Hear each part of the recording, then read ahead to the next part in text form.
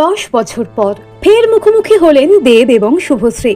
তারা একসঙ্গে নাচলেন, হাতে হাত ধরলেন, সেলফিও তুললেন।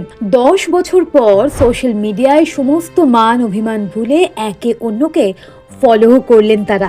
ধূমকেতুর ট্রেলার লঞ্চ এক নিমেষে ফিরিয়ে আনলো দেব শুভশ্রী যুগের সেই পুরনো নস্টালজিয়াকে। কেন আলাদা হয়েছিলেন তারা?